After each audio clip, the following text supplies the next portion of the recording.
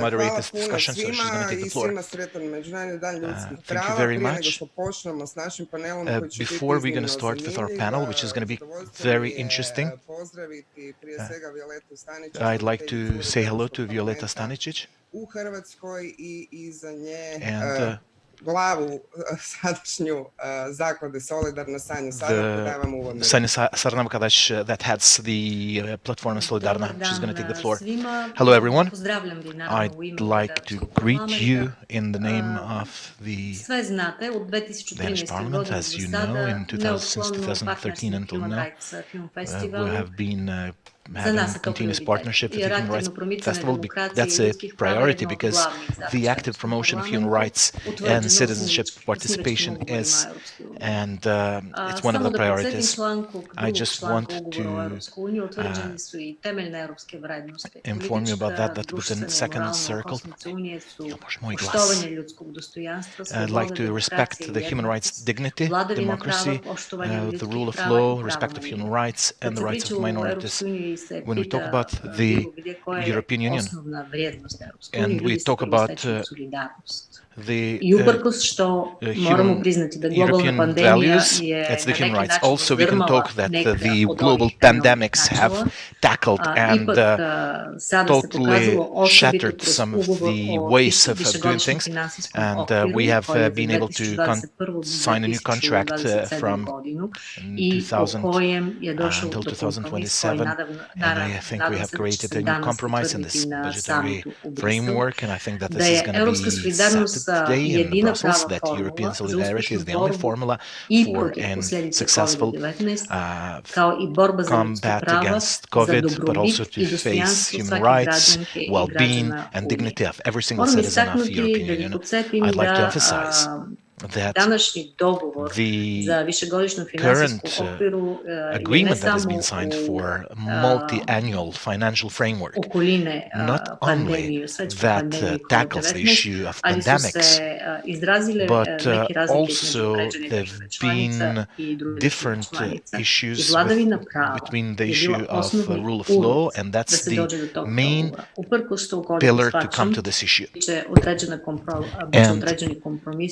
And on this path, there's going to be various compromises that is going to have to be reached in this sense. But the member states of EU have not made a step back, but since the European funds will be allocated through the recovery fund, that's going to be related exclusively with the rule of law of the EU member states. So now we're looking forward. We are looking to 2021, and we're thinking of what is going to be the way that the European Union is going to move forward, and how important individual and collective solidarity it's going to be, not only for the economical well-being, but also for psychological and spiritual well-being of individuals and societies. And for those principles, I'm going to have a colleague of mine that's going to talk about the ITRS service from the European Parliament. He works there. And we are thinking of his anticipation, and we'd like to thank him for participating in this discussion. Thank you very much for the partnership and for the cooperation up to now. Thanks a lot. I give floor to Sanja Sarnavka. kratka jer su Igor i gospođa Staničić već rekli sve što je trebalo.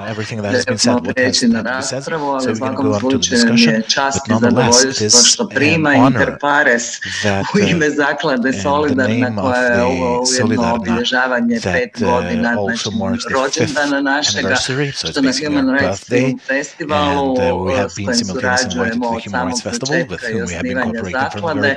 Danas govorimo o nečemu što nam se čini strašno bitnima, što naše ime govori već, znači da li postoji mogućnost da solidarnost uistinu postane ključnom paradigmom solidarity becomes the paradigm of cooperation between people, and we have to think on what way we can try to exist under those circumstances to further understand that there's no existence without solidarity.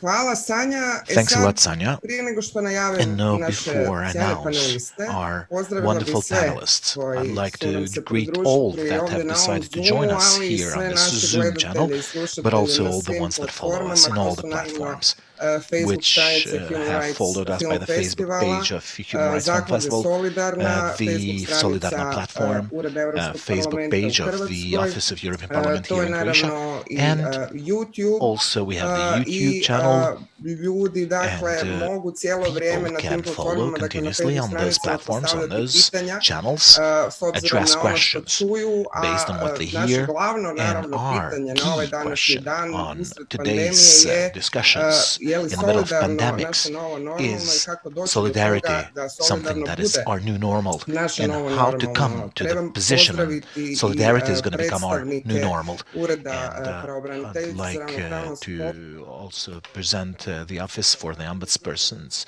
institution and the Office from the government, but I like to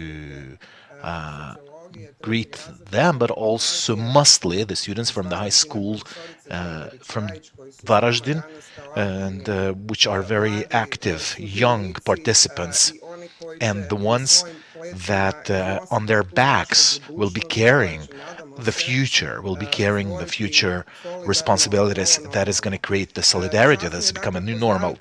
So it's my honor to greet our panelists, and they are the one Domazet from Institute for Social Politics, Iman Nunan, who is the futurologist, the one that predicts the future from the unit of global trends from the Office of European Parliament, Mirana Matešić from the Croatian Business Council for Sustainable Development, and Marina Ajduković from the Study Center from the Legal Faculty.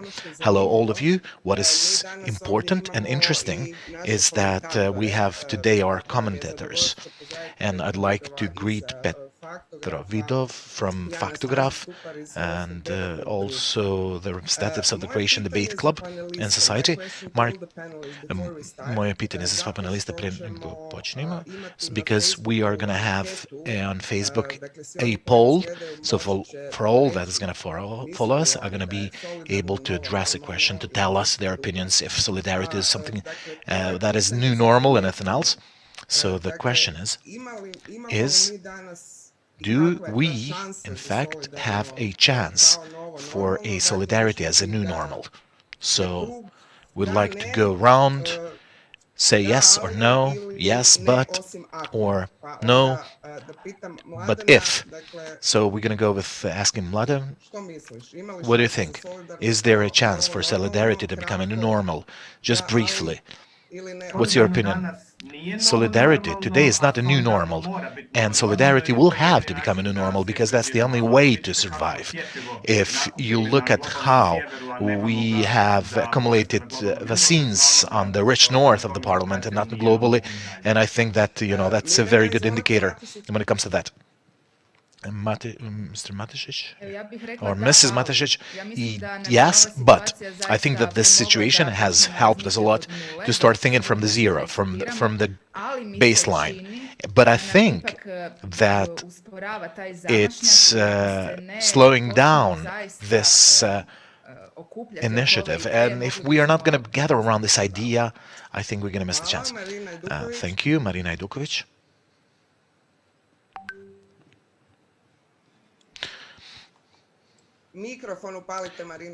Please switch on your microphone. Yes, my answer is yes. If we in some way have to correspond with the messages from the private sector, from the political life, with the messages that are directed or addressed to individuals, and yes, that's something that is expected. That's something that is one of the solutions in this world that changes fast. But if we at different levels have inequality, and if we have various rules that are into force, if someone is sanctioned for a certain reason and the others not, then we have to say yes if those things change. I'd like to deal with the fact that solidarity is not our new normal, and it will become. And I think that we have to make it a new normal if we want to survive as human beings. Later, we'll have the chance to have a discussion, but I would like to remind you from at this very beginning that there's this question of understanding of solidarity, and we can testify to the solidarity at the level of the fact that we in our society can help those that need the help.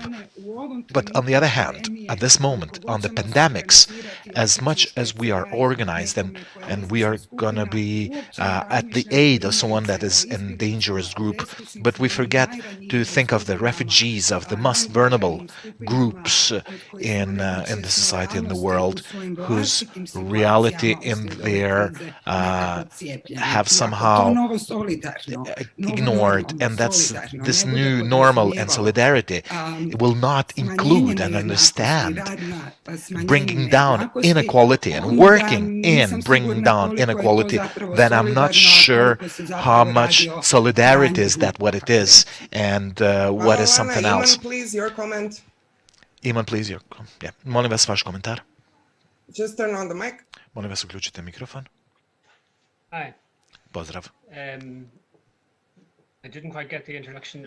You want me to introduce myself? Nisam baš No, I'm sorry, yes, pratila. Da li želite I da don't se know možda if you get the predstavim? translation, Ne znam da samo li da ste ponovim, pratili ima prijevod, prijevod samo preko YouTube so I'd like to kanala, repeat that prijevod there's sa an engleskog na interpretation through the hrvatski, YouTube kome channel treba, from so the question is Croatian basically into like a short poll. English and the other way around. We are doing a poll. Dakle, You have pitanje to je, answer radimo with mali yes, upitnik, dakle you know, možete yes, if odgovoriti or sa no, da, what, if, ako da, ali i tako dalje. solidarity Dakle, are da new li je normal? What do you solidarnost think, sir? naša nova normalnost? Što mislite o tome? Okay. And my apologies that I don't speak U Croatian. redu je, ja se I ispričavam što ne think govorim the hrvatski. language diversity is very Naravno, important and we need to različitost stick i to raznolikost u jezicima je jako bitna keep our traditions alive, but it's also i wonderful to moramo have an također instrument naglasiti like da the English postoji language that allows us to instrument kao što je communicate engleski koji nam across omogućava da borders and across komuniciramo frontiers. And indeed, kroz that's a little granice bit- i kroz communication is a little bit of a različite secret to područja. solidarity. The more Naravno, we komunikacija je communicate with nekakva each tajna other solidarnosti. across Što all više kinds of komuniciramo boundaries, jedni s national, drugima social, kroz različite ethnic and prostore, so on, preko the granica, better we preko will do. etničkih skupina, I preko would bilo hesitate to kakvih say drugih that barijera, to je solidarity bolje. is the new Moram normal after what we've experienced. reći But I da would say bi that trebalo there's a solidarnost biti chance nova that it normalnost, can be so. ali to nije još uvijek Because tako if i there's something we mogu should reći learn da zapravo from this postoji mogućnost experience da to bude is tako. that Nešto što we smo are naučili iz all ovih facing similar iskustva da se svi circumstances, suočavamo sa istim that okolnostima, in relation to a okolnostima health koje su emergency, which was the first spojene emergency sa that came, in this zdravstvenim year, situacijama kao što je important that pandemija i public emergentna stanja. authorities and Jako je society has the bitno da capacity to vlasti i društvo imaju And this, kapaciteta again, reagirati is something i that ovo suggests that there's a opet strong je logic or nešto a strong što case se mora for zabarizirati na embracing snažnoj solidarity more in the logici future koja će than biti we have usmjerena up to ka date. jačanju solidarnosti u budućnosti. Basically, yes, but Dakle, vi we govorite have to do da, this ali and this moramo and about ispuniti that and određene that, stvari o tome što o- nam treba on da what radimo, we na need tome to ćemo pričati do u našoj further debati. for Ja bih this. We're sada going to talk molila, further in our prije nego debate. što krenemo But u I'd like to razgovor, ask, before we go into our Peru, conversation, I'd like to ask Anastasia da u and stvari Pero nam samo daju to početni give komentar us some initial comments o tome gdje smo on mi sad i koja where su do we ta sva stand right moguća now and what nova are normalna the new koja possible su nam na normal horizontu osim situations solidarnog, da tako apart kažem, from da solidarity. vidimo gdje smo. Where do we stand on this? Pozdrav svima. Greetings to all of you. Well, I think that simultaneously we're looking at two diametrically confronting aspects. From one hand, we see forms of solidarity that some people have addressed by being organized and trying to help each other. On the other hand, we have the examples of the never last solidarity being shown. And I think that one of the important elements of this pandemic is the fact that in a very simple ways, we have been able to visualize how much people are ready to be or not be solidar with the other peoples. If we go into the trams, we can see that some people do not wear masks or whatever. Then we can understand in this way how much one's care or give importance to solidarity or not. So it's very important how much we emphasize solidarity as a new normal norm. If we consider the fact that there is some sort of interest and forms of solidarity, it doesn't mean that it is a wide social phenomenon. And I think that solidarity will need to be something that we're going to have to work continuously and all the time on for from as early age as possible. Thank you very much. Iman, molim vas isključiti mikrofon. I don't see Petra very much, so we know what was the question and give us the context and how do you see the scenarios for the new normal where we will try to push on this concept that we're talking about today.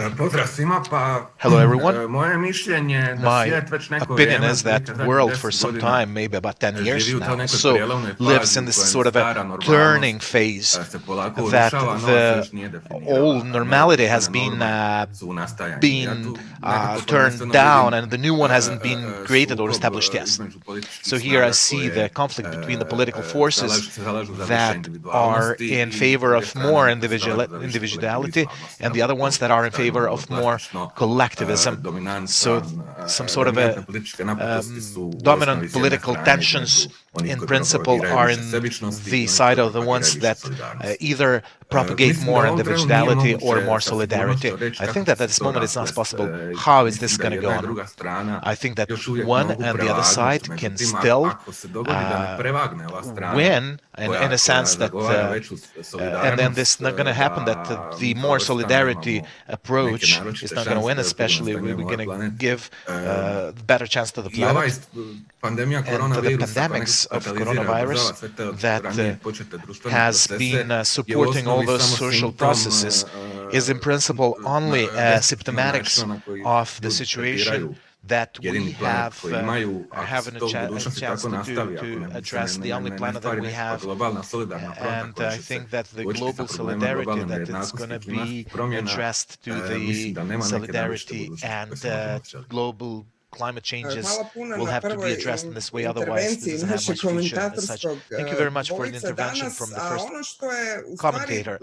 But what is in fact present in what Petar has said in those processes that have happened up to this moment, up to this moment of the pandemics, is the fact that there's so much fear, and right now there's fear and anxiety that had influenced a lot, affected a lot on us in whatever has happened, but also political processes. And I'd like to ask Marina Nikolic, I think, in this context, how this anxiety, this situation of anxiety, in what form, what way can it generate a baseline, a ground for this future solidarity? Because if we go through this trauma, because this is a collective trauma, can we kind of face each other and also be a hand at each other? Just turn on the microphones, please. Unfortunately, I'd like to say that the increased anxiety for the time being, and for the time when people are anxious is not going to support the solidarity among people. Why is that so? Because solidarity is related to empathy. As anxiety becomes higher, stronger, that's how the capacity for empathy is decreased. So the people that are anxious cannot control themselves, have lower self-esteem, have more suspicion, and what in the neurosciences have been shown, also the capacity for empathy is decreased. Without empathy, in fact, this primer, authentic push for solidarity is decreased. So I'm really interested, because we are going through this social experiment where we can understand, we can see that 2019 being a very successful year from fundraising through different activities that has supported solidarity. We have the next year, 2020, where we are going through social experiments. What is something that represents a difference? You have mentioned those collective traumas. I don't know if I can agree so easily that the collective trauma is such, because COVID is an individual matter, something that affects individually people, and it's an individual threat, differently from the wars, floods, earthquakes, where people are educated that this social cohesion is related to the identity of a certain group that is visible. And COVID is very global. It's very, people react in very diverse ways, and they are differently affected by COVID. So some of the people have become depersonalized, desocialized, and from what Anastasia said, from the point when we see how people behave in the trams to many other ways of behavior. And the COVID at the behavior level, it's an individual threat. It's not an identity threat. They don't see it as a group threat. But with this increased anxiety, I believe that this capacity, which is authentic for solidarity, has been affected and decreased. And based on this, alongside with the researches that we've done, we have realized that anxiety is higher, but also we have understood that lots of citizens have affected their finances. They've seen their finances being affected. There's still some solidarity, but the finances have gone down, and I think there's going to be even more effects in this way. So this is definitely affecting people getting more individual. So I don't know, Petar spoke about having a more individual or collective society. Yeah, we have the individual threat for the health, well-being, financial well-being, and our group identity hasn't been affected as such. So we do recognize the group identity. Željka Milošević, Božic, molim vas ugasite mikrofone. The others, please turn off your mics. Oprostite, Marina, izvolite. Sorry, Marina, we have to interrupt. Ja sam gotova. I'm done. Jer ja recimo nisam čula zbog ovih uključivanja. Sorry, I couldn't hear she's saying because we have this different sounds around. No, we have a question from Mladen, Mirjana, and from Ivan. And we've heard this kind of baseline that was given by Marina. What is, based on what you've said in the beginning, what are the possible forms of solidarity and acting, systematic ones, at the time being something that you see as points where we can be related to and also address it in a political but also social level? Anyone who wants to go first.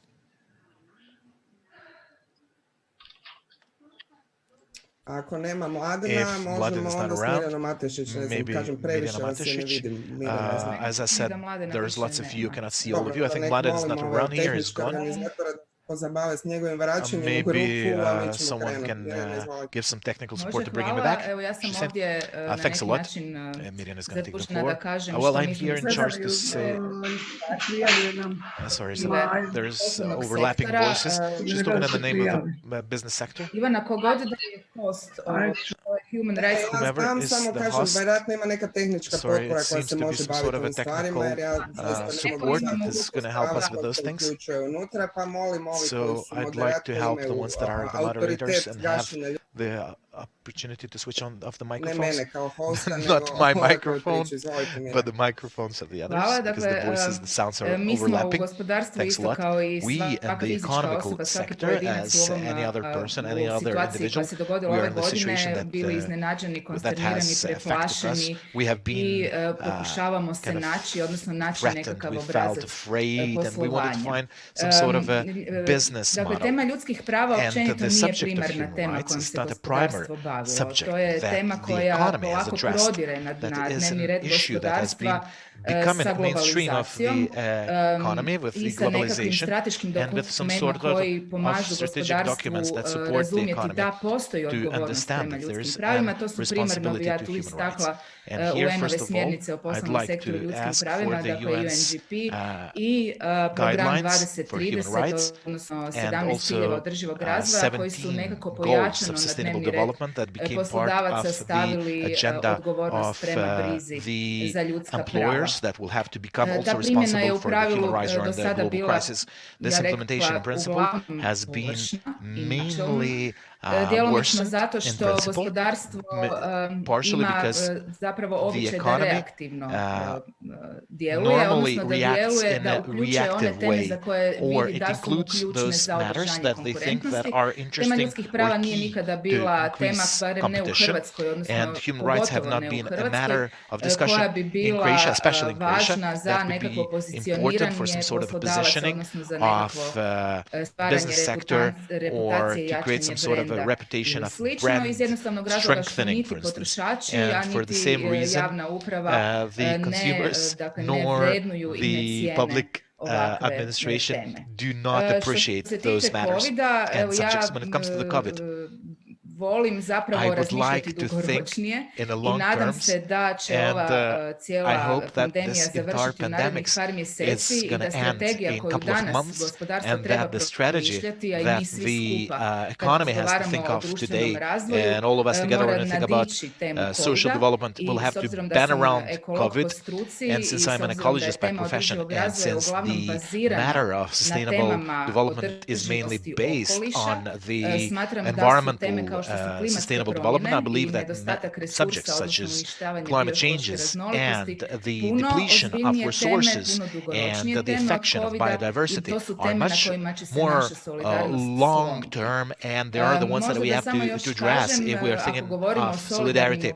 And when we talk about solidar forms of activity, and with take economy in this regard, what is the key to achieve solidarity? It's not a philanthropic acting of business communities, but sharing the values inside of the value chains of the economy, which in other words means that the added value that has been created in some sort of a process has to be delivered equally among all the participants in the value chain. In other words, it means that all those that have created those values from the faraway countries somewhere in the corners of the world, and from all the business activities and subjects and employees and all the others will have to be represented and have their own stake in this process. Today that's not the case, and we are the witnesses that we have a tendency for a certain small part of the human kind that becomes richer day by day, and then we have a large part of the human kind that is not rewarded for its activity and work. And I think that the form of solidarity I see in a different form of delivering of values inside of economic systems. Thank you very much, Mirjana. So Mladen is with us. Imam pitanje za Imana. Vi ste netko tko predviđa što se dogoditi. Ima mogućnost predvidjeti globalne trendove. Bilo je jako puno diskusije. Da li se ovo moglo predvidjeti? Ali kada se ovo dogodilo, mi vidimo da imamo određenu šok terapiju i postavlja se pitanje što možemo učiniti nakon toga i gdje ćemo ići dalje. Dakle, postoje kognitivni osjećaj da naravno ponavljamo puno toga, određeno riječi, no ona gubi svoj značaj. Tako da zapravo mi čujemo taj izraz od svih u Europi o tome.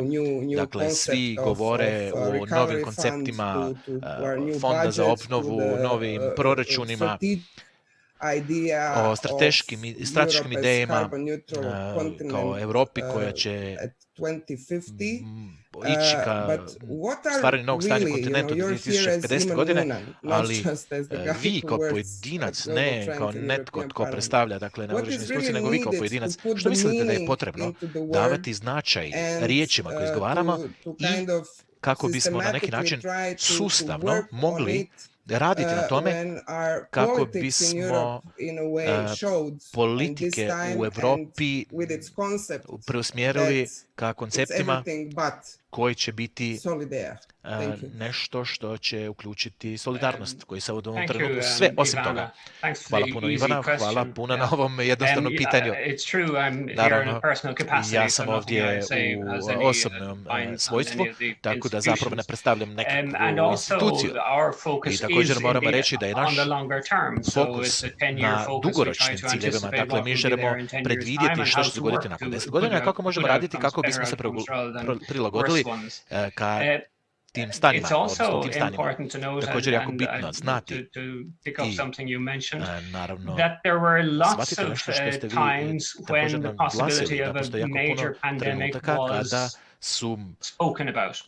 kada se razgovaralo o mogućnostima globalne pandemije. Govorilo se o tome prije 5, 10, 15 ili 20 godina. Dakle, čuli smo ljude koji su govorili da je to nešto što će se moći dogoditi i o tome se trebamo pripremiti. Nažalost, ovi savjeti nisu dovoljno dobro praćeni, oni su zaboravljeni I naravno to smo svjedoci tome i to je kao rezultat toga je stvoren Europski centar za kontrolu bolesti. Mi o tome nismo znali ništa skoro ili jako malo smo znali do ove pandemije i to je centar koji prikuplja informacije i može usporediti informacije diljem Europe i na taj način pripremiti interakciju na ono što se događa. Dakle,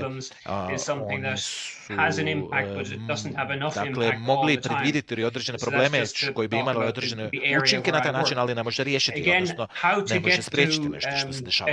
S druge strane, kako možemo imati bolje rezultate nakon 10 godina?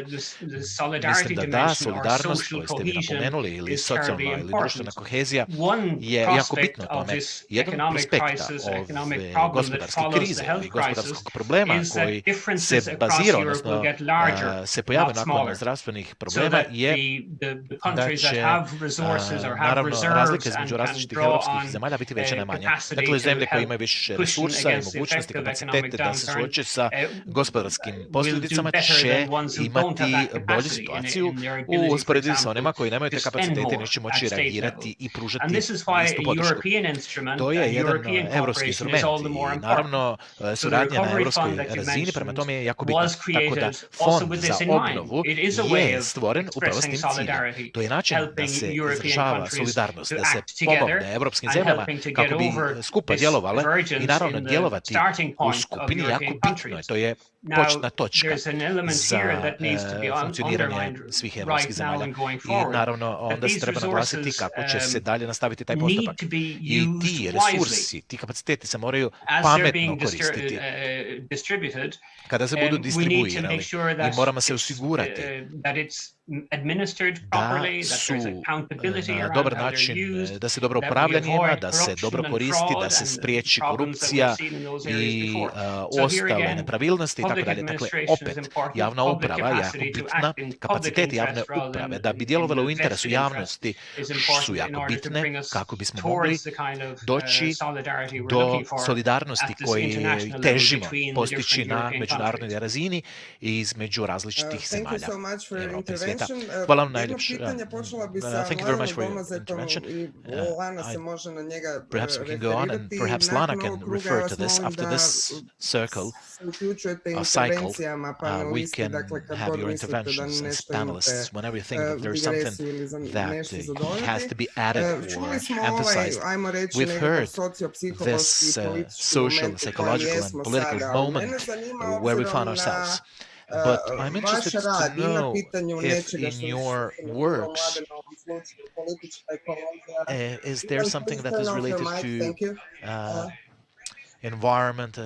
You know, there have been overlapping noises, so I'm not sure I heard. Can you please turn off your mic? Thank you.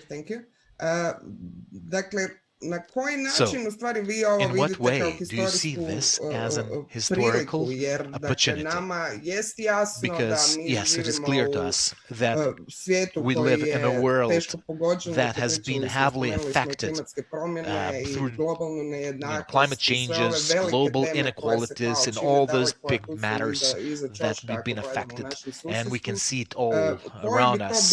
And what would be the models or forms of acting?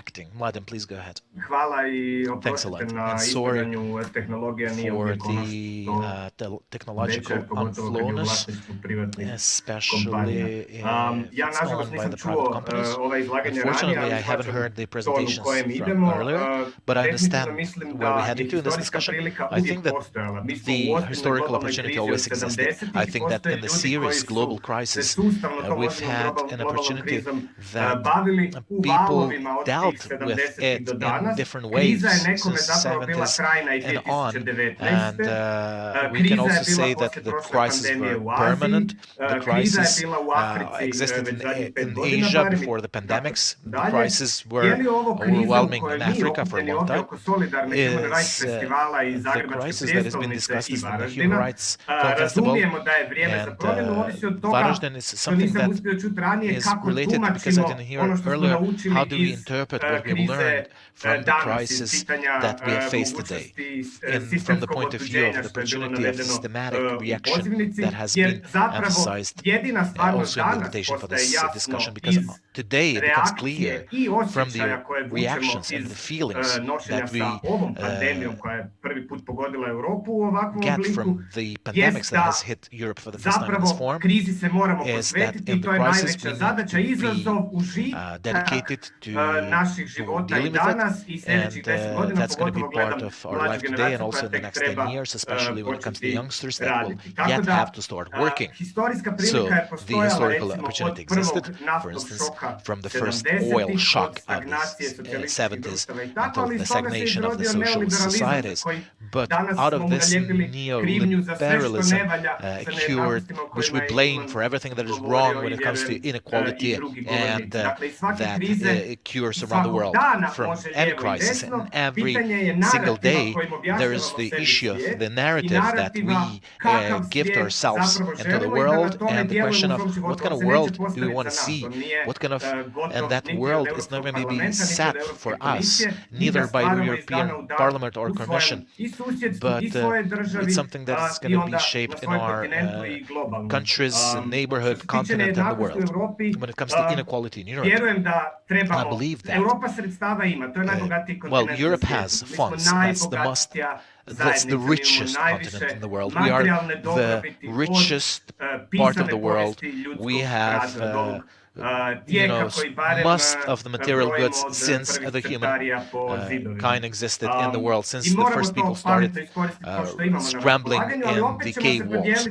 But then we need to add how much corruption affects the public administration. You know that in Croatia the youngsters will be able to extract the funds by those tables and criteria that the Commission from Brussels have set, among the others because the public administration is bad, because it functions on wrong baselines, but also because we have not been trained to fulfill those criteria historically. So I think that's my opinion. Sorry for taking so much space. Thanks a lot. And there are deep opinions on those things, and you are a theologist, but based on your human rights work and humanistic work, how do you see this concept? I think that it seems systematic, and that in this form, someone I koliko bi kriza ta trebala biti jaka da se u stvari oni s privilegijama odreknu tih privilegija i koje su stvari spreman mijenjati ekonomski model. Dakle, je li to vrsta promjene koja mladim govori da svi mi moramo raditi na tome ili je zaista, kažem, došlo doba da neki novi društveni ugovor globalno, jer znamo da su krize, kao što Mladen spomenuo, mijenjale model potresa. Pa prije svega bi se nadovezala na sve što je rečeno. Mislim da su rečene vrlo vrijedne stvari. Ovo što je Mladen rekao, već 50 godina živimo u trenutku zapravo povijesne prilike za ono što je volim zvati promjenu paradigme, jer to je zapravo u osnovi svega. Nastavno na Mirjanu teče ekološke devastacije, socijalnih nejednakosti o kojoj govorila. Oops, off she goes. Mikrofon se isključio, Lana, samo molim upala. Dakle, nastavno i na ono što je Mirjana govorila, ja bih htjela podsjetiti da je COVID posljedica, a ne uzrok. Dakle, ova pandemija je zapravo naglasila postojeće probleme na koje se upozoravalo ne godinama, nego desetljećima. Od ekološke devastacije, socijalne nejednakosti itd. I sad vratila bi se na sekundu na ono što je Petar govorio, dakle, to neko vrijeme gdje to staro normalno prestaje biti aktualno i stvara se nekako novo normalno. Radi se o tome da nama zapravo postojeće paradigme više ne odgovaraju na izazove, nazovimo ih tako, koje mi trenutno živimo i da se trenutno zapravo stvara nekakva nova paradigma. I to je ono što ja zapravo želim naglasiti, je da je nužnost da ta nova paradigma zapravo nauči miriti kontradikcije. Marina Ajduković je govorila o utjecaju krize na individualnom nivou i to je ono što nova paradigma po mom mišljenju treba raditi. Ne možemo govoriti o individualnom nivou bez kolektivnog nivoa, jer individualno jest kolektivno i kolektivno jest individualno, ono što je Petar upozorio u tom smislu da imamo one koji su za više individualizma ili kolektivizma. Ono što mi, ako želimo da solidarno postane novo normalno, moramo shvatiti da to nije pitanje ili, nego je pitanje, dakle, na jednom vrlo plastičnom primjeru ću dati zapravo primjer onoga što govorim. Kriza je globalna, dakle utječe na sve nas, ne utječe na sve nas jednako, jer na mene koja živim u Hrvatskoj, Europskoj uniji, najbogatijoj zajednici na svijetu, ne utječe isto kao što ne utječe na izbjeglicu u grčkom kampu. Tako da nemojmo se tu zavaravati da nas sve jednako pogađa. Ali ono što mislim da je važno reći je da kriza je globalna. S druge strane, koliko god je osvijestila važnost globalnog djelovanja, kriza isto tako osvijestila važnost lokalne snage. Ako se sjetimo početka ove epidemije, kada je bila prijetnja nekakvih zatvaranja, potpunih zatvaranja granica, u Hrvatskoj se postavljalo pitanje imamo li mi dovoljno hrane, proizvodimo li mi dakle dovoljno hrane da bi mogli podnijeti tako nekakvu situaciju gdje bi granice bile čvrsto zatvorene. To je zapravo osvijestilo nekakva pitanja lokalne snage, važnosti lokalnog, a unutar opet tog globalnog konteksta. I tu spomenula si Papa Franju koji po meni jako dobro shvaća stvari u tom smislu da razumije na koji način sve utječe jedno na drugo. Ekološka devastacija utječe na socijalne nejednakosti. Ekološka devastacija je na kraju krajeva i uzrok ove pandemije, što je isto rečeno. Desetima godina se upozorava da će devastacija okoliša i prirodnih staništa divljih životinja dovesti do toga da će neki virus divljih životinja preći na ljude. Dakle, sve je toliko prožeto, sve utječe jedno na drugo, da naša nova paradigma, ukoliko želimo dakle da solidarno postanemo normalno, mora razumjeti dakle sve te međuodnose, mora razumjeti da ja jesam mi, da mi jesmo ja. Da parafraziram za kraj riječi Martina Luthera Kinga koji je rekao nitko nije slobodan dok svi nismo slobodni u vrijeme ove pandemije. Nitko nije siguran dok svi nismo sigurni. No one is safe until we are all safe. Dakle, prvu intervenciju Mladen Domazet, gledam ruke možda da prođemo onda krug, Marina Ajduković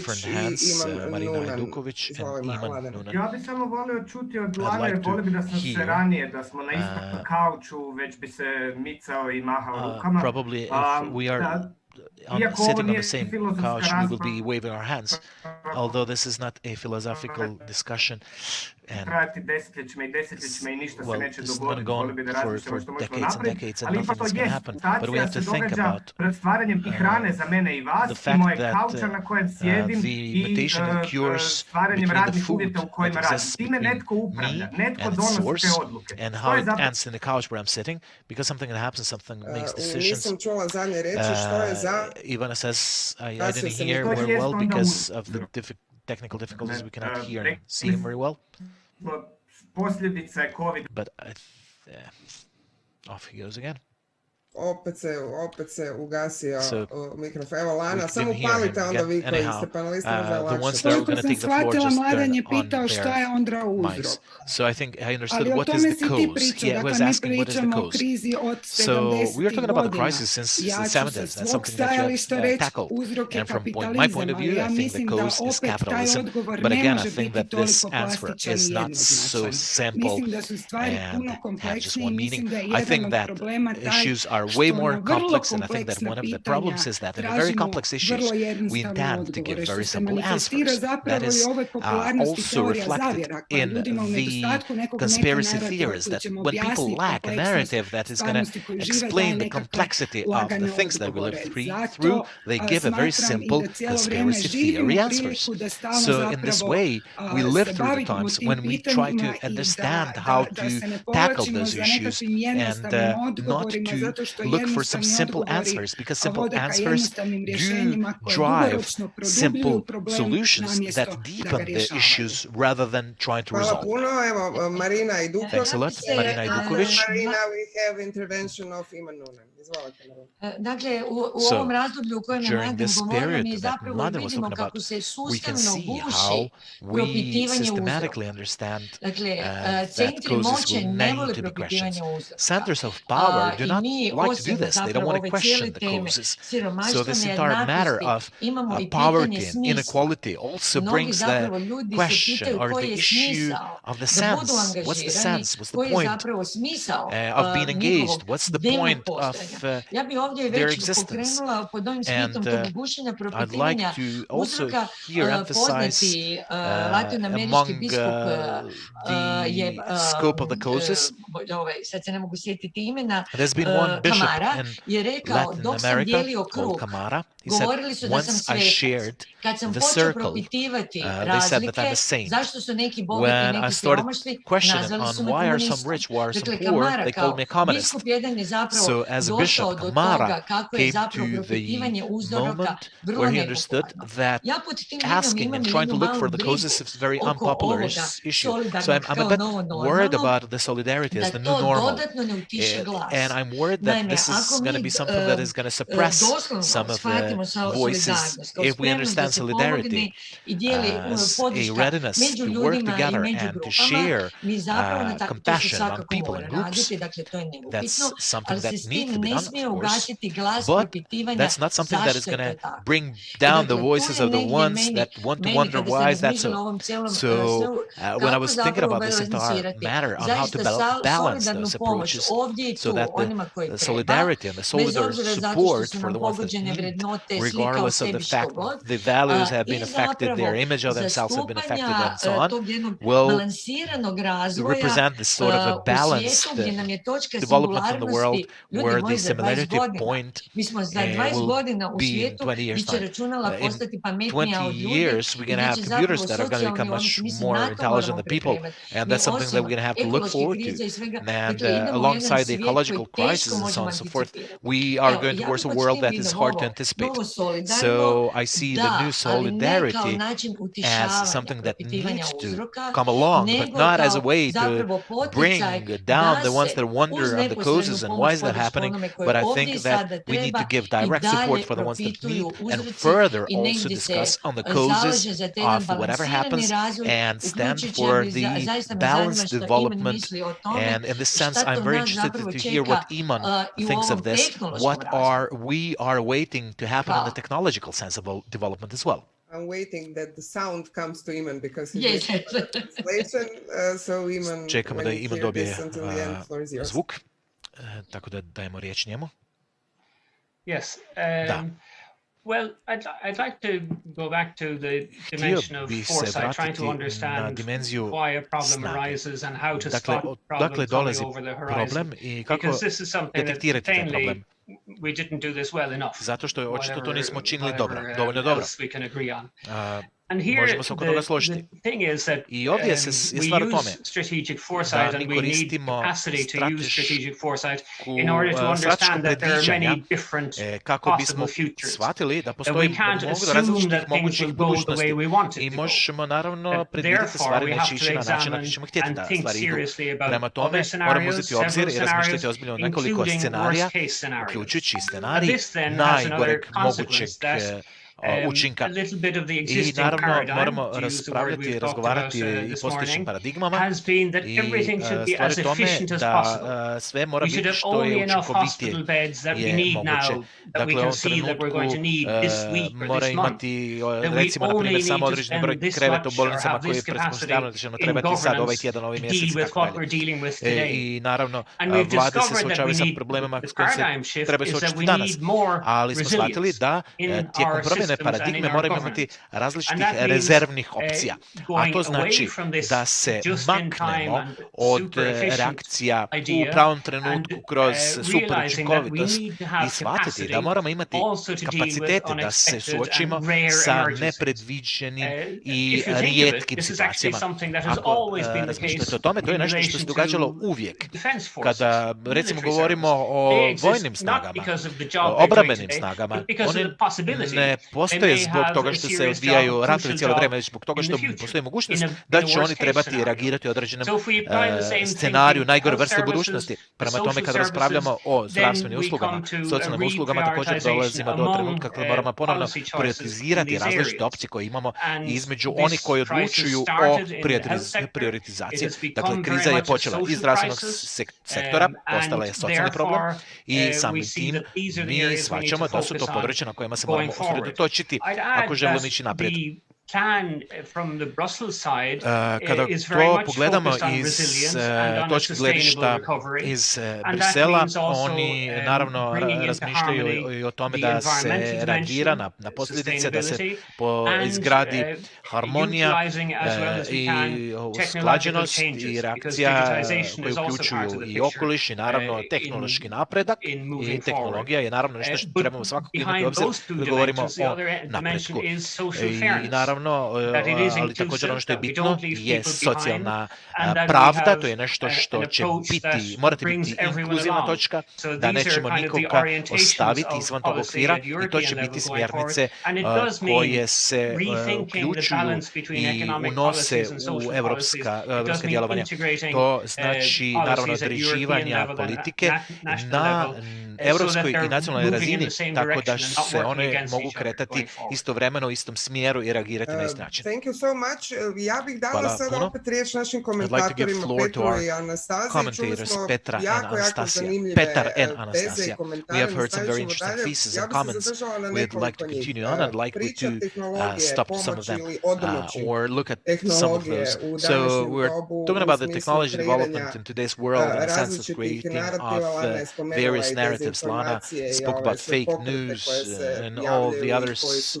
There are side effects that the cure that are visible due to existence of social networks, for instance, and the other thing is the issue of report or the relation between the individual and collective spheres in the sense of understanding of solidarity through our questioning of whatever happens. So let's give some sort of a wrap up of what we heard so far. I'd like to start from this, that there's a lack of solidarity. There's not sufficient solidarity. So how we can come to a world where solidarity becomes something that is overwhelming? And as Marina said, we come to the moment where we have a global threat during those pandemics, which has affected people in their own interpretation at their very individual level. And some is afraid of being sick, the others have been afraid of losing jobs or been affected in some other ways. What we need is some sort of a mechanism to come to the point that we see this simultaneously as an individual threat, but also as a collective threat. We have to come to the point where the wider groups of society will understand that, there is the threat of infecting their own parents if someone is going to visit them for Christmas, but also there is the issue of entering the tram without wearing a mask because we are responsible towards everyone. And this sort of responsibility is not sufficient at this moment. And what has to happen right now is that, first of all, we need to work in educating people. And that's something that has brought us to the moment of undercapacity in solidarity, because the youngsters, not only in Croatia but all around, are not directed towards positive acting, towards social and civic engagement, and are not directed to think of problems as collective ones, and they do not think of themselves as an active stakeholder in the community. And that is a problem that is reflected in the form it is and brings us in the situation where we are now.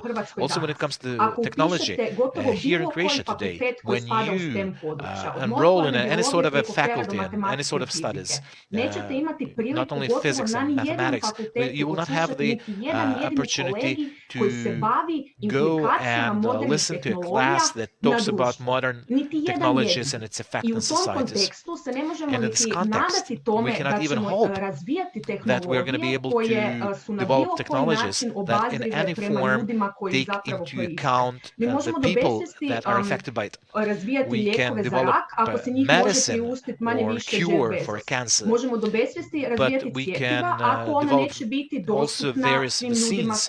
But if they're not going to be available for the people that need them, what's the point? So that's something that all the youngsters and all the others need to think about this. But the young people that haven't registered their high schools at this moment will also have to address the issues of morale. And this issue has been tackled by the social religious classes or whatever that they have in school. But as Lana said, the most important text that has been issued is something that is not important only inside of the Christian or Catholic ethics, but speaks of the crisis as a moral crisis. When we look at this empathy, we have to ask if we are and we're not, and it would be safe to or good to emphasize that we are responsible ourselves, and we have to think of how we can be able to help the others. So the situation is interesting that apart from the context, in this case of Papa Francis and his acting, very little space, almost none, deals with the issue of public morale and what is our responsibility of individuals towards the community, and that's something that we need to actively work on. And I will have to say that we need to work in developing the capacities for empathy and the capacity for solidarity and to reach this capacity. That is a job that lasts certainly for decades, for every single person. That is something that we have been working systematically. Let me just also go back to what Mr. Noonan said, who said that we knew of the threat of the epidemics earlier. We also had the problem of looking at issues in a very short-term way, so we cannot be able to react systematically on the threats that know we can be affected by. This is also the issue of the news. We know that we get in this news cycle that we do not look at the long-term projections that are important to us. That's something that we need to work on from one hand, from scientists, consultants, politicians, and the others that create those policies or the policymakers. On the other hand, we need to understand and to explain this to the citizens that they understand their responsibility in this regard as well. I'd like to remind all that follow us on Zoom and Facebook that there is a form that can be filled, and so there's some sort of a poll, and the result of this poll will be published at the end of this debate. And Petra, your intervention, then Ms. Matešić, and then we go on. Ja bi najprije se zdušno složio sa onim što je rekla Marina, da moramo, da je apsolutno važno stalno propitivati dominantne društvene norme ili društvene konstrukcije. Or the social constructs. Društvo nema svoje tvorničke postavke, ono nema svoje prirodno stanje. Društvo je ono što se mi dogovorimo da ono jest, to važi za demokraciju, to važi za kapitalizam, to važi za sve ostale aspekte naših života. Stoga ja osobno smatram da bi se ostvarila ta nekakva solidarnost na globalnom nivou, nužno je još jednom razmotriti te temeljne društvene postavke koje smo mi postavili koje uzmamo za osnovu. Moje mišljenje da indikatori koje mi koristimo da bi promatrali napredak i razvoj nisu točno postavljeni. BDP ne mjeri koliko mi dobro živimo, on mjeri koliko je novog bogatstva stvoreno, ne kako je to novog bogatstva raspoređeno na koji način su ljudski životi zbog te nove vrijednosti bolji ili kvalitetniji. Marin je rekao da mi svi stvaramo svoj narativ, dan u dan svojim angažmanom, to je apsolutno točno, to je izrazito važno. Ti novi društveni narativi će odrediti smjer u kojem mi important, and they are going to create the path that we need to take in the future. And here also is the question of technology, if the technology is going to be an aid or not. If through our recent or up-to-date history, we understood that technology does not have value, and in the future that's going to be the case. And because technology learns from us, from our behavior, and we kind of feed it. So we have to learn that our social relations, that misogyny, racism are accepted in the communication. That's what technology is going to learn from us. So now it's the time to think what do we need to integrate into the technology of the future and how we are going to try to use this. And that's what brings the answer to the question if that's going to be something that is going to be useful, is going to help us or not. And in this concept, I think there is one answer that needs to be directed, and that is the correct use of language. I think Lana is not going to mind, but I think in the beginning we need to talk about the problems and not the challenges and the other things that will have to follow after that. Thanks a lot for your intervention. I'd like to give the floor to Mirjana Matišić, because you spoke of how do we create everything. We also create the economics and the economic paradigms. So I think that your intervention will go in this line. Yes, I think my role is to look at the discussion from the economic perspective, or the perspective of economics. But I think that the challenges that have been created today are directed to kind of help us, to aid us, and not create challenges in what we do. I'd like to thank Lana for emphasizing that we try to give simple answers to complex issues, and I think that this is a very big part of the problem. And when we discuss the social, economic matters, and we participate as the representatives of the economic sector, there's often some sort of a small provocations, because the civil sector sees economy as the cause of all the problems in the world. And I think Marina mentions the centers of power. So I'd like to try to give a couple of sentences to try to demystify what is this neoliberal, private, extra profiting sector. The centers of power are not always at the private sector. The centers of power are in the private sector. We think of Google and Microsoft, but centers of power are in the hands of political elites, and very well related to big economic powers. It can be centers of powers can be Microsoft, but can be a small company trying to survive. Economy is as complex and diverse as much as we are diverse among ourselves. And on the other hand, as Lana said, the collectives are comprised of individuals. So the economy is based on the decisions made by the individuals. Are those individuals ethic-driven and moral-driven? It depends on how much the society has prepared them to act in any capacity, in any level of society. If there is a lack of morale in the economy for the existence of this, in existence of morale, the entire range of values and factors causes it. Today we have lots of people who are very specialized for very few issues, but then they lose this sort of a wider philosophical point of view on how to prepare something that will bring benefit and serve the society in general sense.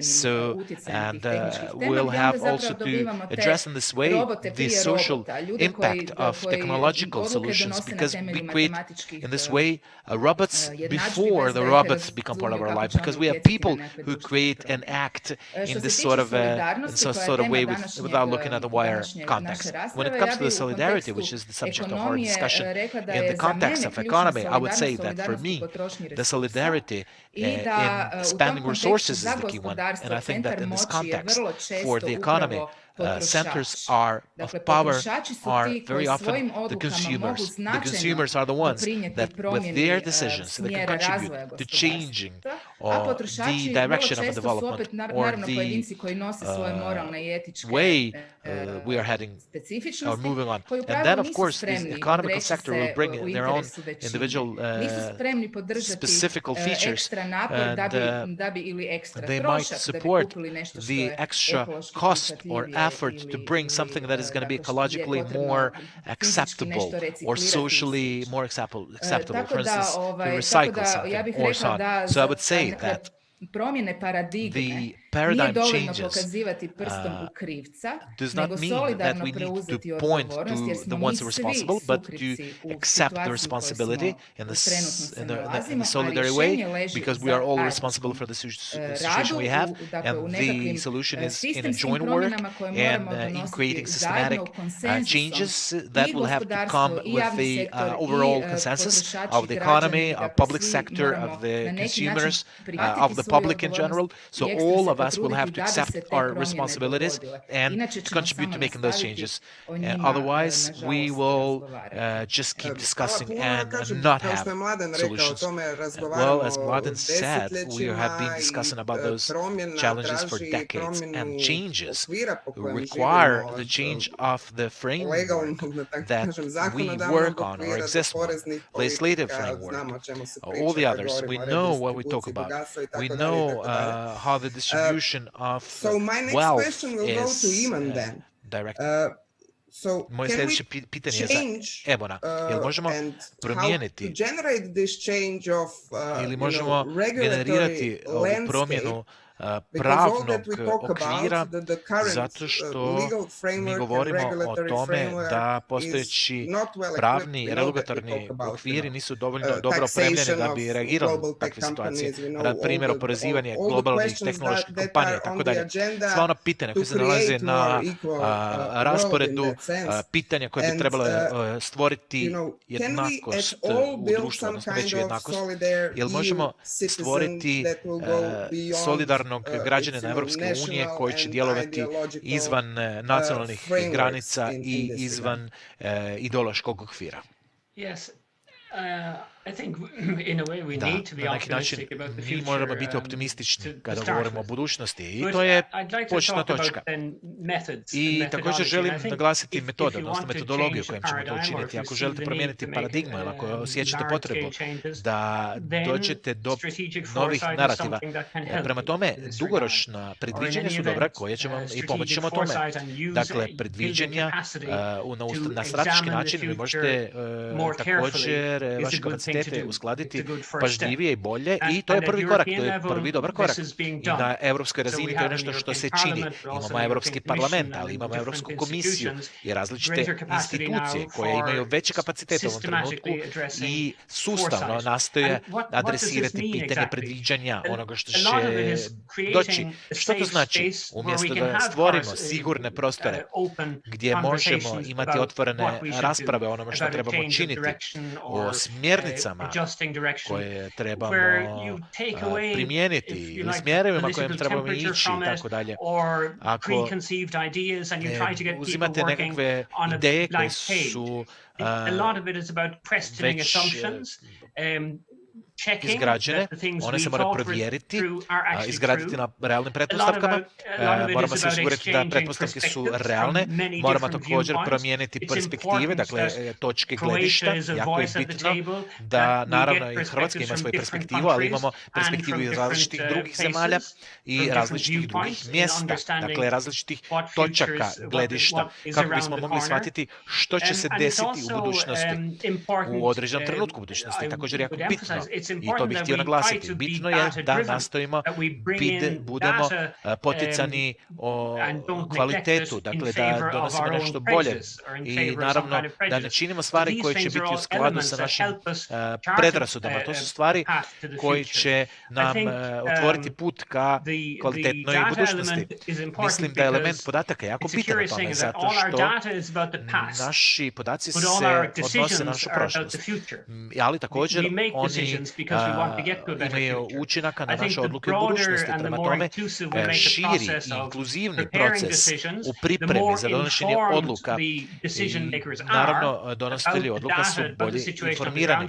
I naravno što više imamo podataka i boljih podataka, kvalitetnih podataka, to ćemo lakše donijeti odluku u budućnosti. Prema tome, postoji ključna uloga u formulaciji procesa i naravno strateško predviđanje je nešto što je jako bitno, posebno u ovom trenutku. To je nešto jako dobro što se adresira na europskoj razini i nacionalnoj razini i to je nešto što bi se trebalo činiti još više. Hvala, Mladen Domazet. Thank you, Mladen Domazet. We have gone quite a long way. We've covered a lot. I'd like to just emphasize one thing. I think that Iman wanted to emphasize strategic foresight. I think that we have covered this. In the past, we have looked at efficient measures, and something what is efficient had to be profitable. So how can we be efficient? We emphasize profitable. So when it comes to the previous comment on the indicators that we use, yes, we need to have resilience in 21st century, but I think that the cases or examples of the military powers and military preparations do give a good example. I think that if people would have been educated properly, I think that we understand how quality response did former Yugoslavia give, despite the fact that it had military capacities increased. And in this context, this resistance that is being advocated in a based on a well-based scenarios is on the scenario of green growth that empirically cannot be proven, and again in some sort of a promise where we move the ball from one hand to the other, and we try to think in the future. The young people have probably completed some education or have created some skills or are about to kind of finalize them, but the young people have been directed already, so no, we need to create the mechanisms, the ones that Miriam is talking about, how in the society we can create changes, because we don't have all the same ways in the structural sense. And in order to create this, we need to have the instruments of the report of the relation between the centers of powers in the society. I'm not afraid of the computers as much as Marina, perhaps, because at the end of the day, without this, I think that the digital companies will create the most of the profit possible through new gifts from technological products and new streaming videos. But also the electricity has to come from somewhere to supply those machines. And we need to understand this, that we have to try to manage in a better way with depleted resources that we have around the world in every sense. As much as Miriam might think that we are provoking her with those comments, I think she will have to agree with this, but this is only an instrument that will have to be related to what Petar has said. I don't think that education, although Croatian education also is very empty when it comes to lots of values, and especially when it comes to facing the issues of the past, is the one that cannot be used. I think that capitalism is a cause also, but I think it's a very simple answer, but I don't like to want to go into that in details. In 21st century, we have a huge number of analyses how much capitalism is a cause, how we can change it, how different various forms do we have, and what is the difference and or the relation between someone running a restaurant or someone that is a socially engaged cyclist. And perhaps if we save so much paper, we can heat ourselves for a month in, I don't know, wider parts of the cities.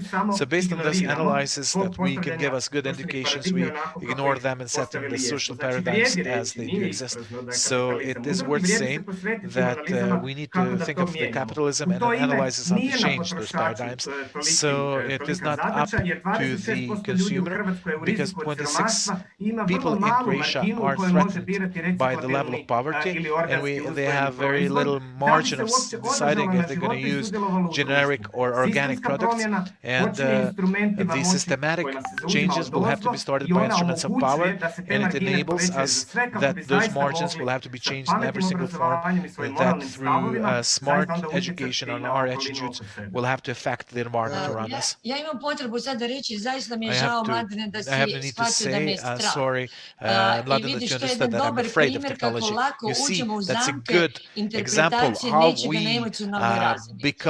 Ja sam samo željela reći ono što sam mi rekla, da nas točka singularnosti čeka za 20 godina najkasnije, da se za nju moramo pripremiti. Pripremiti na način, to uopće nije strah, to je jedna realna procjena, na način koji je Ivan rekao, različite scenarije, i kao što je in the long term, because as the others have mentioned, we have to think of the ethics and scenarios that will bring social responsibility also in the terms of usage of technology. Also one thing when it comes to the education, we of course cannot expect that everything will come as a result of education, because the developments that, or the data that showed from 2019, most of the students in high schools understood or were aware of the fact that their siblings, their peers will not help them if they find themselves in difficulties.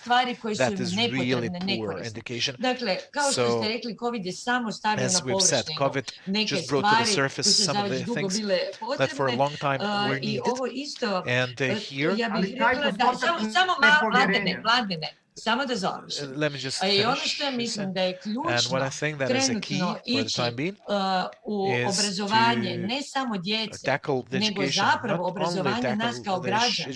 To su dvije stvari, kritičko mišljenje i emocionalna regulacija. And emotional regulation. Evo, Mladen, odgovor imamo samo Lanu i Mirjanu još. Ja sam samo htio reći da ovo nepovjerenje prošireno u cijelom društvu, a ne samo među 12-godišnjacima. Trust is something that is all around the society, not only among children in high school or elementary school, but it's really bad. Children of 12 years of age think that their peers won't help them. Thanks. Lana? Mladen, mogla bi samo potpisati zapravo što je rekao. Nemam problem sa prozivanjem kapitalizma kao takvog, ali imam problem da u cijelu tu priču da se uhvatimo i pitanja ljudske pohlepe, ideje da su resursi neograničeni i da mi možemo grabiti ja za sebe koliko god meni treba. Cijelu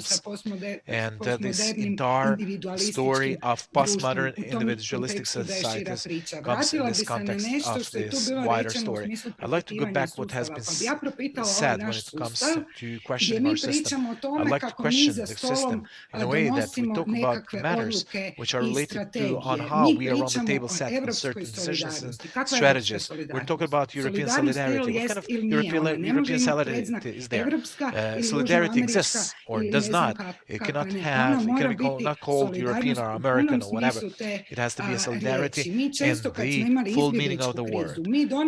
Often when we had refugee crisis, we made decisions on how we're going to face refugee crisis without having for a single moment sat down and brought the refugees to give their inputs as well. So I think that around the table where decisions are taken, we need to involve more of the people that are directly affected by those policies and with whom we work. When it comes to the centers of power, we like to always create this sort of a mythical creatures or people that deal with us. Centers, but I think that we have centers of power in every single part of society. We have them even in civil society, in governance, in economy, and due to this result, the centers of power not only that have to be questions, but deconstructed, because the question of the construction of centers of power is the question of the future that is going to be even more democratic or more totalitarian. And due to the fact that I am a theologian, vratiti na Papu Franju. Centre moći imamo i crkvi. I ti centri moći su razlog zašto je dominantan katolički diskurs vezan uz borbu za život nerođenih, a ne sadržaj papinih enciklika poput Laudato Si ili Fratelli Tutti koja Anastasija spomenula. Ako i postavimo novu ekološku ekonomiju i bratstvo svih ljudi u prevladavanju moralne krize i koji kad bi se katolici svi držali, mi bi već imali promjenu paradigme i pobjedu solidarnosti. O tome se radi, ovo je bio jedan plastičan primjer, ali hoću reći, užasno je dakle važno ne samo propitivati, nego i dekonstruirati. Hvala puno Mirjana, kratko i onda imamo 7 minuta za kraja, pa onda vas molim možda da uz ovo napravite nekako završnu riječ. Vrlo kratko, jer dakle nemam aluzija da mogu ponoviti nešto ovako mudro kao što je Lana rekao, potpisati sve. Slažem se zapravo i sa svime što je Mladen rekao i nema što protiv provokacija ako su konstruktivne, jer potiču razmišljanje i raspravu, naravno ako nisu temeljene na osnovu. Tako da u tom smislu da, slažem se sa svime, jedino dakle, moram spomenuti da kapitalizam sam po sebi nije samo negativan, odnosno posljedice kapitalizma nisu samo negativne, treba razumjeti da je sustav koji potiče stvaranje profita, koji je isto ovdje spomenut u negativnom kontekstu, stvari potakao ljude na aktivnost, na ekonomsku aktivnost i u tom procesu stvorio mnoge vrijednosti na kojima se zapravo temelji blagodat i blagostanje o kojem mi pričamo kada govorimo o životu u Europskoj. Kapitalizam ovakav kakav je danas as such today definitely not has to be changed. We have to discuss on how the profit can be delivered in a different way, but the process of profit based on investment is something that drives people to act, and people will have to think about how to create new values apart from thinking from sitting at home and waiting for social benefits or finding a job in public services. Sad idemo kod Emona koji će nam dati neke zaključne riječi i dati nam predviđenja o onome što smo do sad govorili.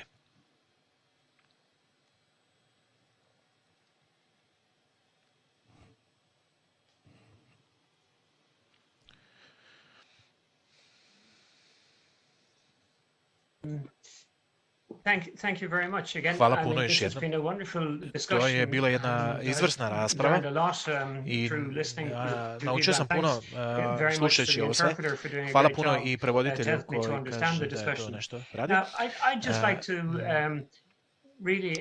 Htio bih također postaviti samo nekoliko pitanja. Mislim, kao što sam već naglasio, moj je posao raditi predviđanja tehnologije, o znanosti, na području sigurnosti i tako dalje. Naravno, mislim da nam nedostaje socijalna predviđanja, moramo raspravljati više i govoriti o socijalnim posljedicama i različitim razvojima u tom smjeru, u tom kontekstu. Moramo dodati određena pitanja i koji uključuju to. I ovdje ću završiti. Dakle, moramo postaviti pitanje gdje će tehnološke promjene donijeti dobrobit društvu. I da li će to biti uopće primjer? Da li ćemo mi moći primijeniti naše vrijednosti kao što je demokracija ili ćemo ugroziti te vrijednosti? To su relevantna pitanja. Da li će, naravno, gospodarske politike utjecati na kreiranju i raspodjelu bogatstva ili na smanjenju toga? Da li će naše strategije kreirati kratkoročne dobiti kroz dugoročne troškove i na koji način ćemo mi prihvatiti to. Ponekad je dobro prihvatiti veće kratkoročne troškove zbog dugoročne dobiti i to je nešto što trebamo postaviti kao pitanje, moramo hitno reagirati zbog pandemije i ekonomskog stresa koji se postavlja iz svega toga. Prema tome to je nešto što trebamo postaviti kao pitanje i dati odgovor na to. Ivana, hvala Ivan. Ivana. Ja bih se stvarno zahvalio svima na produktivnoj raspravi. I'd like to thank everyone for a very fruitful discussion, and I'd like to go to the students that follow us here. This is the next generation that is going to face more difficult times in the 21st century, and also going to pay for my pension when I'm going to be old and not being able to work with my own hands. What I think that in the same way that we have done so far, we need to address the issues of how we're going to do in the future, as we have asked the question of who created our reality and our world, first of all.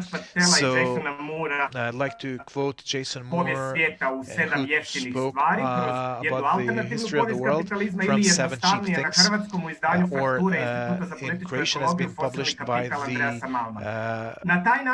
one of the publishing houses. And in this way, we'll try to question what kind of narrative that has been created to give excuses to self will have to move on. And of course, I think this discussion will have to be repeated every single week. Thanks a lot, Marina Idukovic.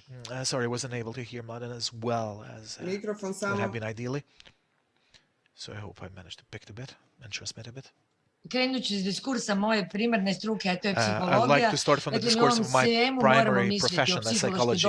And we have to think of the psychology of the well-being, the mental well-being of the people.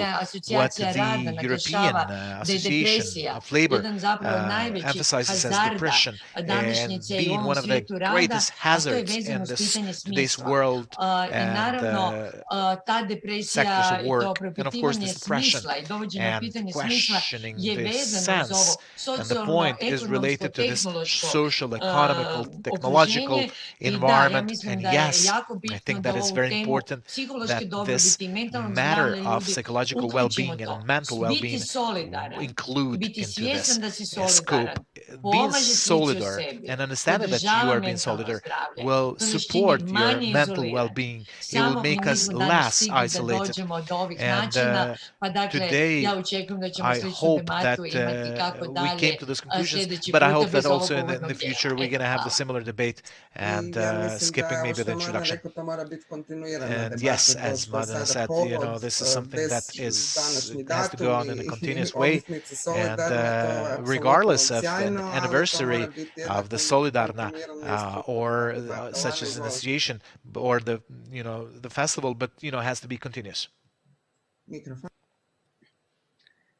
Da, ja bi Lana, samo yes. rekla I'd like bi to zbilja say htjela that naglasiti da indeed I'd nijednu like to krizu ne emphasize možemo that odvojiti na none njene of the crises will elemente be i da naprosto separated moramo in stvari elements, so we gledati simply have to look at things cjelovito, in a da general nijedno way, od that partikularnih pitanja none ne of those možemo particular odvojiti od matters pitanja can be društvene separated pravednosti, from klimatskih the promjena, issues of migracija, social ratova, justice, siromaštva, ono što from sam the issues govorila, of tu je wars, nužna from the issues of promjena poverty, paradigme da and stvari here we need to change the počnemo shvaćati na paradigm razini in order to understand the things a ne ili u at tom the smislu level da that tehnološki we need to razvoj have nije da ima ili one dobre ili and loše the other, not posljedice, one or the nego other, ima i dobre and i loše that posljedice, nudi nam i one thing will have prilike not i either good or prijetnje. bad Što ćemo consequences, mi but s bad tim and zbilja good je consequences. na And nama. indeed, Što se how we're going to move solidarnosti about it, tiče, it's nismo up to se us. stigli When it više comes to pozabaviti, što solidarity, je Marina we rekla, didn't dakle manage način to iskaza te tackle solidarnosti, further nismo the zapravo forms of niti showing the definirali što bi solidarity, značila nor sama did we define what solidarnost. solidarity Ja tu means htjela in itself, istaknuti da je but I'd like to jako važno emphasize da that shvaćamo it is very da important to understand solidarnost that nije solidarity to što ću is ja not nekom something, dati komad for hrane. instance, Solidarnost je giving to zapravo someone a piece stvoriti of bread. društvo u kojem će svi Solidarity moći is doći creating a do society nekakvog where komada everyone hrane, will a come bez da to a to piece of bread ovisi o milosti without nekog ko ima depending that višak, on the mercy a of ima someone that taj has a višak surplus. zato što And netko someone has that surplus ima because manjak. I someone onda bi samo has citirala someone is Papu lacking. Franju, mnogi And će I'd se like to vjerovatno quote Pope iznenaditi, ali Francis. ja bi ga Someone is going to be citirala za kraj. surprised, Kaže, but yeah, da bismo I would like to izgradili quote him, novu who socijalnu says, pravdu, in order to moramo create new priznati social da justice, kršćanska we need to tradicija understand nikada that nije Christian priznavala tradition pravo na never privatno recognized vlasništvo kao the right apsolutno to i private nedirljivo. property I da as je uvijek absolute and isticala njegovu untouchable, and socijalnu always funkciju. emphasized Kad its social koristeći function. zakone i pravo When we use the siromašnima laws and dajemo the ono rights što im je to the potrebno, poor, we ne offer what dajemo is needed. We do not give them our own things or the things of the third parties, but we give them back what is theirs. Thanks, Alana. There is a question in the poll. Is there a chance for solidarity as a new normal? 25% of people said yes, sure. 35% yes, but 41% no. Only if we are all ready to understand each other and we find a way how to face the social fears and to convince the people that solidarity is in their best interest, and not only that COVID is the confidence, and if we want to understand this as to become an individual and collective affect. And we have a minute for the wrap-up from Anastasia and Petar, and then we have the next transmission going on. So this is the time that you have on, 30 seconds each. Okay, so what is important is that to think in a critical way for everything. And that's something that is learned not only from the educational system, but has to be learned from the educational system, not only for the youngsters, but also for the adults. And we have to think about who holds those instruments of power. The instruments of power is not something that exists per se, but it's something that has to be open and have the effects of different groups of the people and be under the effect of different groups of people. In this way, we can think of the policies and strategies that can ease our life, our own personal and of the others, and also think of the wider scope of solidarity in this way. Thank you. First of all, I'd like to thank for a very useful and constructive discussion. I think it's been very good to hear this discussion. It's very good to have those discussions in a continuous way. And for now, we wanted to think of the global context because I think that the subject of the matter is global. And I'd like to go to our local situation of being able to notice that discussion creates this sort of a tension of the relation between the public and the private sphere. And I think that is a completely wrong way of directing it. Croatia is very not so rich. It doesn't have so much generated wealth. Most of the companies in Croatia are very small, and their situation is not drastically different from the people who work in the private sector. And I think that, first of all, we need to show more solidarity one towards the others, and then also start from this as a baseline. Yes, very well, and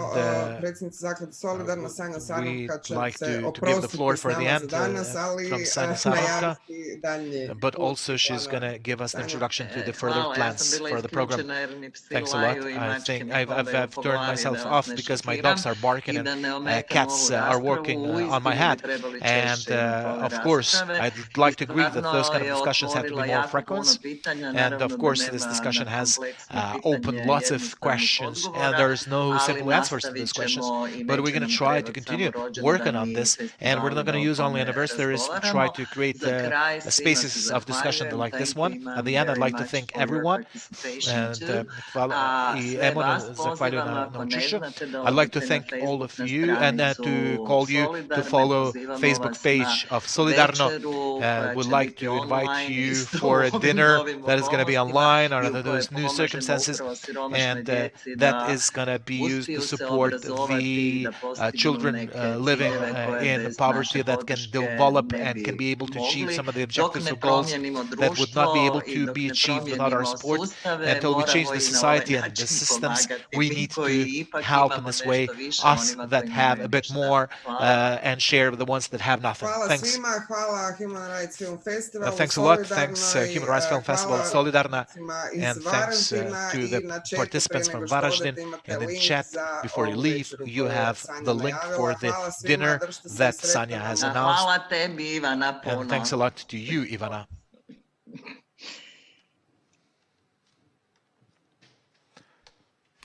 Okay, that's it.